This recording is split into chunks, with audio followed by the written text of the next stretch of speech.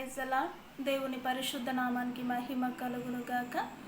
ఈ చక్కటి అవకాశాన్ని దయచేసిన దేవాతి దేవుడికి ప్రత్యేకమైనటువంటి వందనాలు తెలియజేస్తూ ఉంటున్నాను.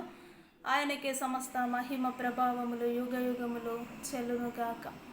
ఈ సమయంలో పరిశుద్ధ గ్రంథములో నుండి ఒక లేఖనాన్ని మనం చూసుకుందాం. మొదటి రాజుల గ్రంథము 8వ అధ్యాయము 39వ వచనాన్ని చూసినట్లయితే, ప్రతి మనిషి యొక్క హృదయము నీవెరుగుదువు గనుక నీవు ఆకాశమును నీ నివాస స్థలమందు విని క్షమించి దయచేసి ఎవని ప్రవర్తనను బట్టి వానికి ప్రతిఫలం ఇచ్చి. ఈ యొక్క వాక్యాన్ని మనము చూసినట్లయితే దేవాతి దేవుడు స్పష్టముగా యొక్క పరిశుద్ధ గ్రంథాన్ని పరిశుద్ధాత్మ నడిపింపు ద్వారా అనేకమైనటువంటి ప్రవక్తల చేత ప్రవచనాత్మకముగా ఆ యొక్క గ్రంథాన్ని రాసినట్టుగా మనం చూస్తూ ఉంటాం. కాబట్టి ఈ యొక్క వచనాన్ని కూడా మనము గమనించినట్లయితే, ప్రతి మనిషి యొక్క హృదయమును నువ్వెరుగుదువు, దయచేసి ఆకాశమును నీ నివాస స్థలమందు విని క్షమించి దయచేసి ఎవరి ప్రవర్తనను బట్టి వారికి ప్రతిఫలం ఇయ్యు. దేవుడు ఎలాంటి వాడై ఉన్నాడు అంటే, భూమి ఆకాశము తన సింహాసనము, భూమి ఆయన పాదపీఠం అని దేవుని వాక్యము తెలియచేస్తూ ఉంటుంది. ఆ విధముగా తెలియచేసినప్పుడు ఆకాశముని నివాస స్థలములో నుండి నువ్వు మనుషులను చూస్తూ వారి హృదయాలను మీరు ఎరిగి ఉన్నారు కనుక వారిని క్షమించి వారికి తగిన ప్రతిఫలాన్ని మీరు దయచేయుము అని ఇక్కడ ప్రవక్త గారు రాసినట్టుగా మనం చూస్తూ ఉంటాం. కాబట్టి నిజముగా దేవుడు అంటున్నాడు, ప్రతి ఒక్క హృదయాంతరంగము నాకు తెలుసు, ప్రతి ఒక్క హృదయము నేను ఎరుగుదును. కాబట్టి ఈ రోజులో మనము గమనించుకోవచ్చు, హృదయమును నన్ను ఎవరు చూడటం లేదులే, నన్ను ఎవరు గ్రహించరులే, నేనేమి చేసినా కూడా చెల్లిపోతుందిలే అని ఇష్టానుసారముగా జీవిస్తూ ఇష్టానుసారముగా బ్రతుకుతున్న వారిని మనము ఎంతోమందిని లోకంలో గమనిస్తూ ఉంటున్నాం. కానీ దేవుడు మాట్లాడుతూ ఉంటున్నాడు, నీ రహస్య కార్యములలో కూడా నిన్ను చూస్తూ ఉంటున్నాను, నీ హృదయము ఎలా ఉందో కూడా నాకు తెలుసు.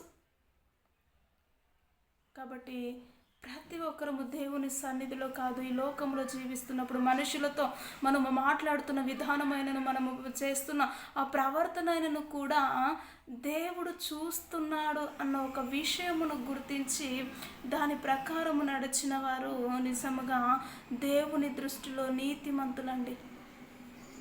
నీతిమంతులుగా తీర్చబడాలి అంటే దేవుని సన్నిధిలో నిజముగా మన ప్రవర్తన, మన హృదయము ఎలా ఉంటుంది అనేది గమనించుకోవాలి. నీ హృదయము మనుషులకు తెలియకపోవచ్చు, నీ హృదయము, నీ యొక్క ప్రవర్తన మాటి మాటికి రంగులు మార్చని యొక్క హృదయమును మనుషులు గమనించకపోవచ్చు, గుర్తించకపోవచ్చు. కానీ నా దేవుడు పరలోకమందుండి ఆకాశమందుండి ఆయన నీ యొక్క హృదయమును చూస్తూ ఉంటున్నాడు. నీ ఆలోచన విధానం ఏంటి, నీ ఎదుటి వారి పట్ల నీ యొక్క బిహేవియర్ ఏంటి అని సమస్తమును చూస్తున్న దేవుడు అయి ఉంటున్నాడు. కనుక ఆయన చూస్తున్నాడన్న ఒక భయము, భక్తి కలిగి ఈ లోకంలో జీవించాలి అండి.